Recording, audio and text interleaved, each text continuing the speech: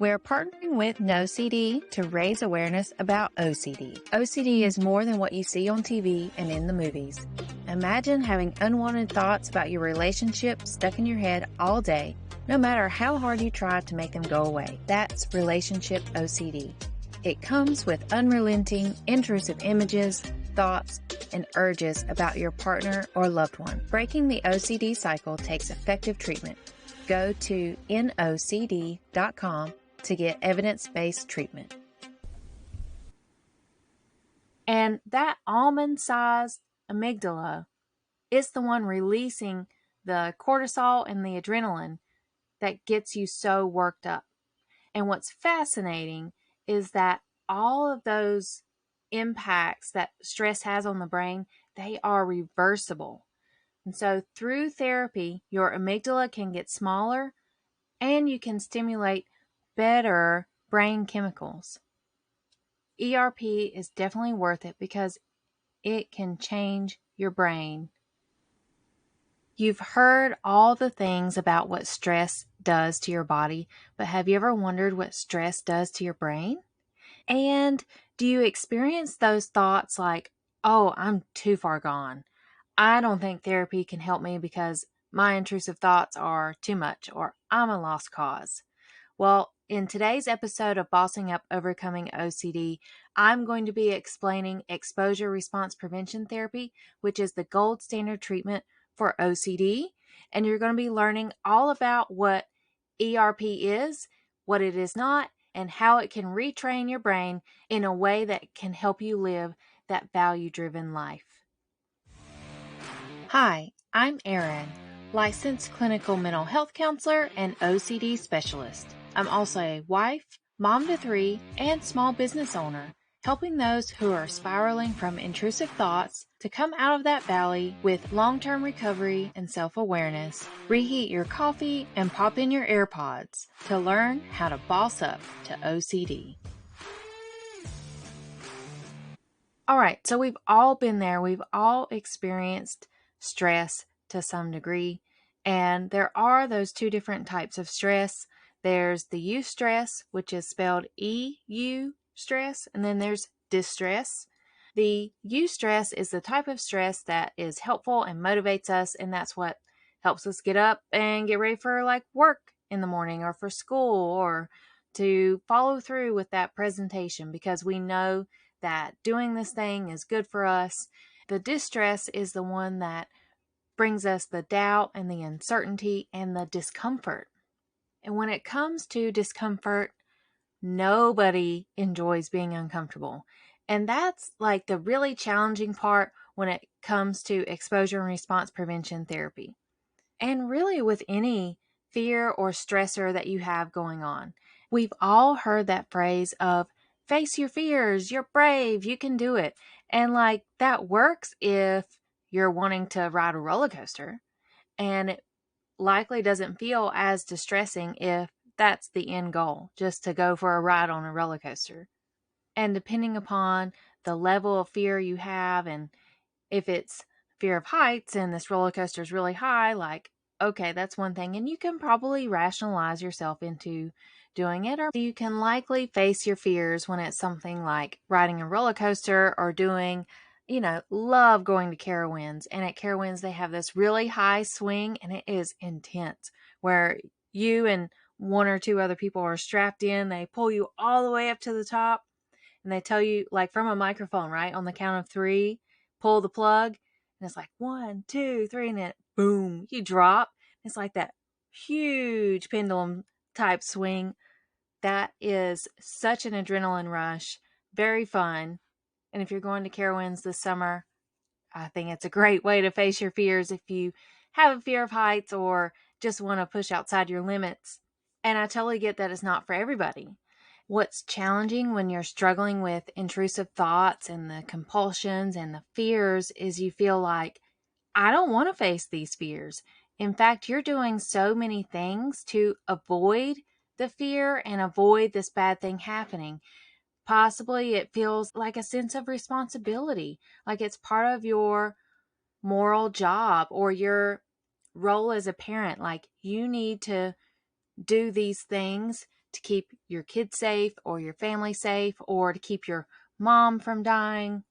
And the thought of facing your fears, well, that translates like, oh, do I need my mom to die so that I can get over this fear?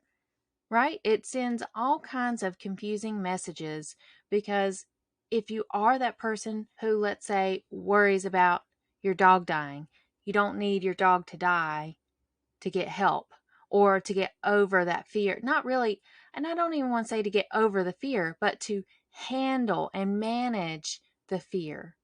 A lot of times with your loved ones and people who care about you, they're giving you advice. They're like, oh, you'll be fine. Just face your fears. Don't worry about it. And that feels very unsettling and invalidating. It's like, how could I not worry about my dog dying? How could I not worry about my mom dying or my kid getting sick or me accidentally hurting somebody? Like, there are all sorts of intrusive thoughts that like to trick you into believing these bad things are going to happen and or that you are responsible for those bad things happening. And that's a lot of pressure. And so with my approach of exposure response prevention, it's not so much about facing your fears. Yes, we are doing things that you feel fearful of or you're afraid of, but it's much more than that. Exposure response prevention therapy is about changing your relationship with uncertainty. It's also changing the relationship you have with these thoughts. So here's another example. Let's say you are afraid of having a heart attack and you are looking online to try to find help and you land on a therapist website that says, oh, I'll help you face your fears. And you're thinking, oh, dear God, like I'm going to have a heart attack to get over my fear. Like, how horrible does that sound? And of course, that's not what the therapist is truly intending, yet I can empathize and see how distressing that might feel to read that or to think like, oh, do I need to have a heart? And maybe I'm being a little bit facetious, but that's okay. So it's like, well, do I have to have a heart attack to feel like, oh, that wasn't so bad? Like, no. So in looking at it from this other angle, and it's not even radical acceptance. It's not that we're accepting, oh, you're going to have a heart attack one day. Like, no, it's sitting in a place of the gray area. Like, you may or may not have a heart attack. And the way we get there is through those scenarios where you are looking at scenarios about heart attacks or reading about heart attacks or watching videos or just us having the conversation about the heart attack. Those are some examples of lower level exposures, and the exposures start wherever you feel you can handle them best. But what I really want you to hear, especially if you're that person who feels like they are quote unquote too far gone, or they're a lost cause, or their intrusive thoughts are too much or too embarrassing, too shameful, you name it. There are a lot of things that your intrusive thoughts try to trick you into believing. And ultimately, with the exposures, we are working towards your goals. Okay? And so we're going to have a conversation about what you want to feel and what you want your brain to experience when you think of the word heart attack. Or if something on the news comes up. Well, not even news. I don't know how many people even watch the news these days. Maybe you do. I don't know. The news doesn't seem very positive. So let's say something on the TV or as you're flipping through YouTube, right? Like that's more of our media use these days. But let's say you're flipping through YouTube or Instagram, TikTok, and someone says something about a heart attack. Instead of you feeling triggered and going down a rabbit hole of researching on Dr. Google, and 4 hours later, you're like, oh my gosh, I can't sleep because now I'm worried about a heart attack. We're going to then have that conversation of what would you like to do if someone on TikTok talks about a heart attack? Maybe you're in the camp of thinking like, I would like to think, so what? And that is money. That is the gold that we are after. That is what you want. And that's what you'll do in therapy. We will help you reach that place of, so what? Bring it on. I don't care. And that marks your willingness to do these exposures, because it sounds torturous, right? In a way. And so that's the goal of this episode. In planning out this episode, I really want you guys to know and feel that exposure response prevention works. Not only does it works very well, and it can work for you too. But guess what? I know, there's always a catch. There are times when exposure response prevention doesn't work. I received a question from one of the audience members. His name is Nicholas Furnari.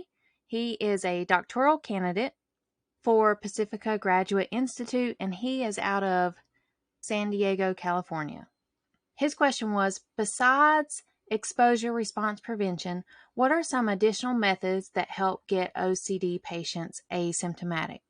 Because with Nicholas's experience, he was recognizing that not all patients were quote unquote successful after going through exposure response prevention therapy, and that they were still experiencing intrusive thoughts. And so he was curious how, basically a majority of patients are successful, but then there's that portion that is not successful.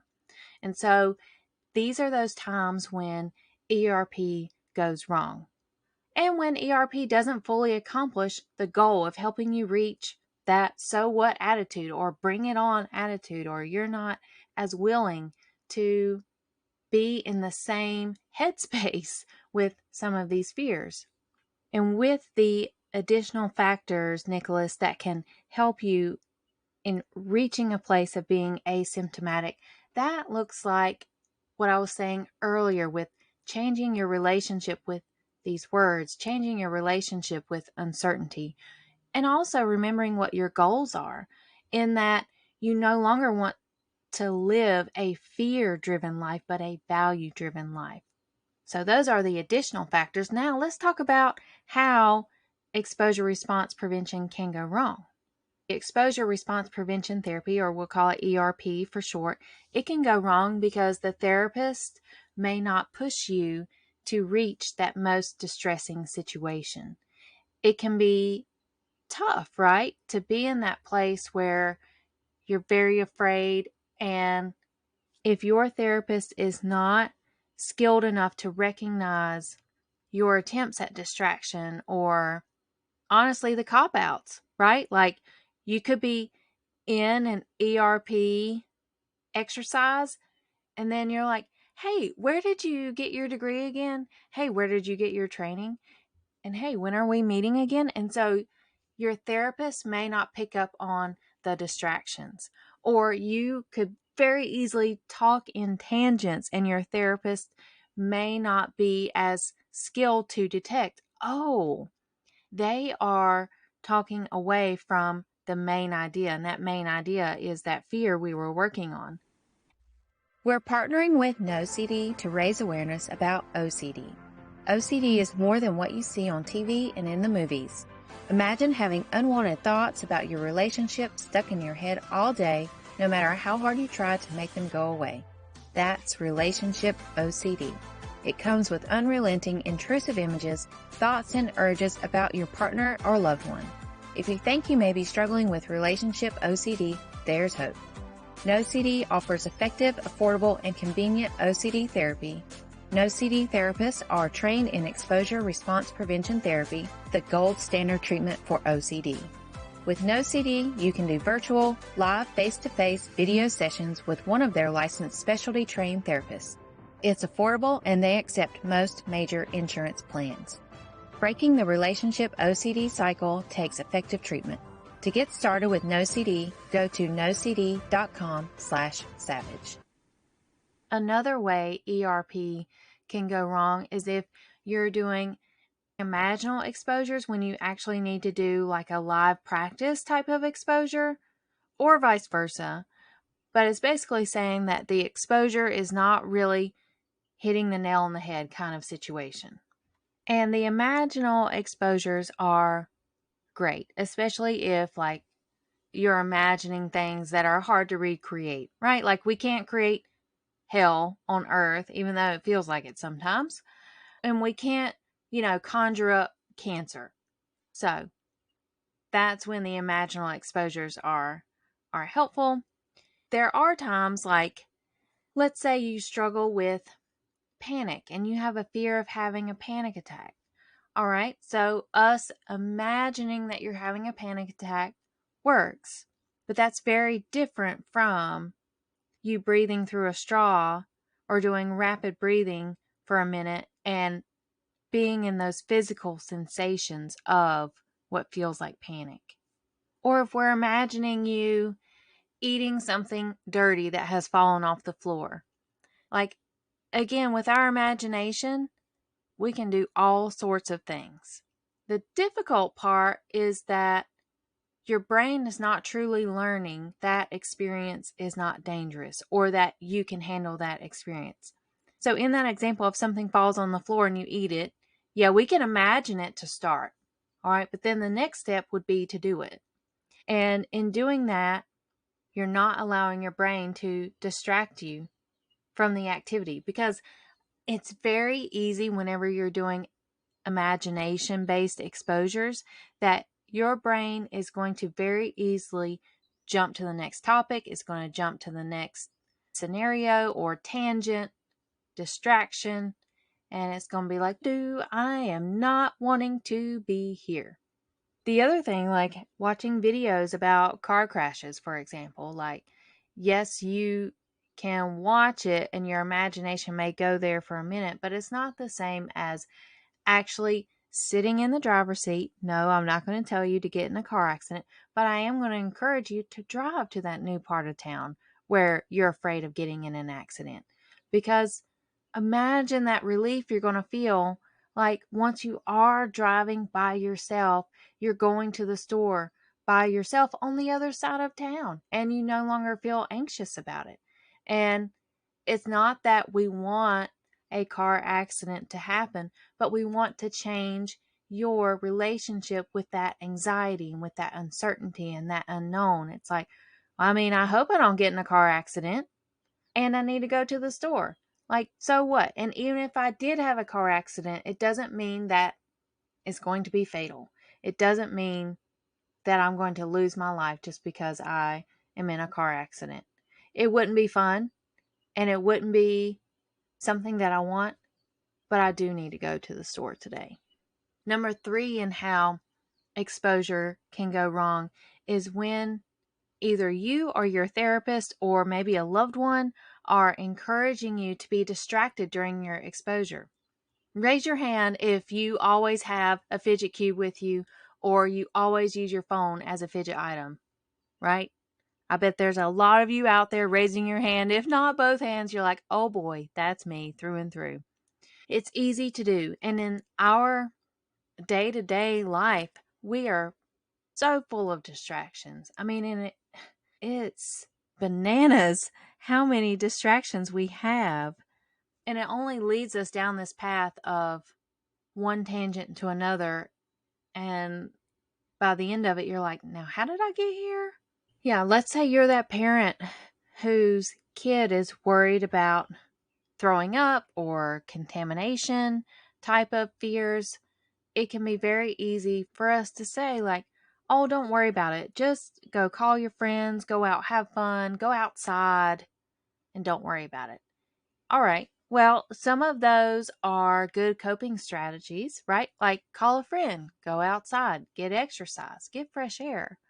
Yes, those are good coping strategies, but they are also distractions and they are not helping your child get to a different relationship with that anxiety. They're still going to be afraid of the germs of that contamination. And so that leads to number 4 of when ERP doesn't work. And whether this is falling on the therapist's shoulders, your shoulders, or the loved ones, hear me out when I say, do not give reassurance.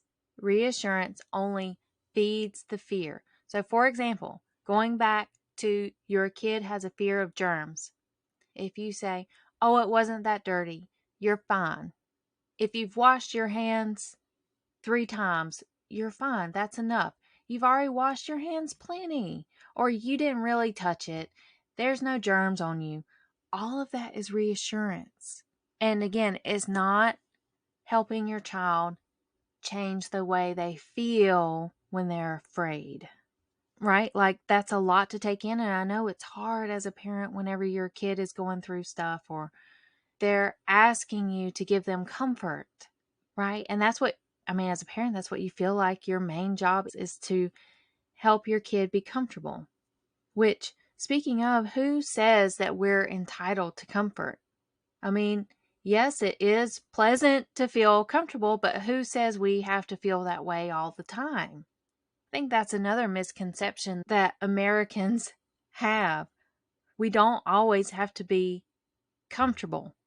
We keep hearing these messages of do what makes you happy, live your best life. And it's like, well, your best life can also be dealing with being uncomfortable and doing that well. And we know that happiness is an up and down roller coaster. It's another emotion on our feelings wheel. So we don't want to discount all of the other feelings on our feelings wheel. Happiness is not the only one on there. Let's say you've been giving reassurance. Guilty as charged. It happens. In fact, kids with OCD, up to 60% of the time, their family members are reinforcing the fears. You're not meaning to. I get it. Let me give you a quick rundown of information seeking versus reassurance seeking. All right, because if they're asking for reassurance, they're typically asking the same question multiple times or in different ways. They could also be asking that question so that they don't feel as stressed out, or they're seeking out a particular answer, or they're asking for more definitive answers. That's all like what a reassurance seeking cycle looks like. Now, if you're looking for information, you ask the question once, or you're only asking the question so that you can be informed. Like, hey, what's the weather today? Oh, okay. So it's going to be mostly cloudy, high of 80s. Okay. Like that's enough. It doesn't have to be like, now when's it going to storm? What's the wind speed? Right? Like none of that. The other piece when someone is just seeking information is they accept the answer that's given. They're only seeking truth and they're only pursuing the information if it's necessary for them to make a decision on something, right? Like I'm asking you what the weather's going to be today so I can decide, well, do I need to wear a jacket today or do I need to take an umbrella? And so basically with the information seeker, it's a one and done. But reassurance, it's like, you know, when they've asked one too many times and when it's kind of one of those feelings like, well, I know they know better, right? Well, not that they know better, but they should already know the answer to this question because you've answered it a gazillion times, or they somehow should know this by now. So, anyway, that's how exposure response prevention therapy doesn't work, because whenever you're doing the exposure, someone is giving you reassurance. And so, let's say you are afraid of being violent, and we're looking at a movie scene that has murder in it or something, and a loved one says, "Oh, you're not a murderer. You would never kill anybody." Like that that sounds nice, and thank you for that. But it's giving reassurance. It's not allowing that sufferer of intrusive thoughts to deal with the harm thoughts or the violent thoughts. And while even just talking about it, it can feel like somewhat troubling. So it's like, so are we saying like we have to be okay with violent thoughts? No. But what we do have to do is get to a place that you want, right? So it's like, all right, if violent thoughts pop in there, what do you want to do about it? What do you want your brain to experience? And if it's that so what attitude, that's what we're after. That's what we're going to do. So you have a thought about, well, and I've heard so many examples over the years, but let's say you're at the top of an escalator or the top of the stairs and you get an intrusive thought about pushing people. down the steps. Okay, well, you can get to that place of thinking, so what if I think this, right? It's not so what if I do this. It's so what if this thought comes up. I don't have to do anything with this thought. It's just my brain trying to trick me, or whatever language, phrase, story you want to use. And according to one research study, ERP doesn't work because it's failing to address the core fear. OCD work, we don't need to truly understand why you're afraid of having a heart attack. Because to me, even when we are going down that path of, or let's say if we're trying to go down that path of figuring out why you're worried about having a heart attack, all we're really doing is still trying to give you clarity so that you can get the results. And we can get those results without addressing your core fear. Okay, so if we were to zoom out from the core fear, really what it is, you're afraid of the uncertainty. So it's not that we're going to zero in on the heart attack fear. We're going to zoom out on the fear of the uncertainty and the unknown. So that's what we will ultimately address. And number 6 for where exposure response prevention goes wrong is when either you or your therapist is not coaching you to help you handle those mental compulsions. So compulsions, again, guys, are those things that we do to help address the fear. So in the case of mental compulsions, they are extremely challenging, and it may be something that you're doing during an exposure, but you're certainly doing it in your normal day-to-day stuff. So for example, if you are that person who's afraid of violence and you watch a scary movie, you see a horror scene or murder scene play out, and then you've got this intrusive thought of, oh, what if I become a murderer? What if I kill somebody? Then your compulsion then is giving yourself reassurance. So that may sound like, well, I'm a good girl. I don't do that. I have a faith or religion that I believe in. I know I love myself, so I wouldn't do that to myself. So all of those are giving yourself reassurance, and AKA they are a compulsion, and AKA they don't help you. Okay. And number 7, why exposure response prevention therapy doesn't work is because the loved ones in your life are not understanding and helping support the therapy work. So if you or your loved one are experiencing OCD, the family members need to be involved with the treatment as well. Now, to what degree? Honestly, it may only take 1, maybe 2 sessions with the therapist, but there's definitely a lot of resources and support out there on the internet as well, and support groups too. And what you can learn as the family member is how to not give reassurance. You can understand more about exposure response prevention therapy and why it works. You can also air out those questions of like, oh, if my daughter's worried about being violent, should I remove all the knives? So you're going to get those questions answered. And you can also learn how to coach your loved ones through those exposures, or how to help prevent them from doing some compulsions. And like one tip is put a notebook on your dining room table. All those questions that your loved one asks you repeatedly, go ahead and write those in the notebook. So then next time they ask, you can say, go check the notebook. All in all, exposure response prevention therapy works. And it works when you have the right therapist. And exposure response prevention therapy works. And it works when you have the right therapist and the right support system.